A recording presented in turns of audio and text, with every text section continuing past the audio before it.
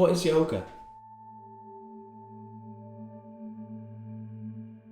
If your attention is coming towards your device or your screen and what I'm saying and what you can see now, and you've forgotten to breathe, or your breath is not in awareness, then you've probably moved into your thinking mind, into discursive thought. Discursive meaning flitting from this to that aimlessly, which is what the mind tends to do.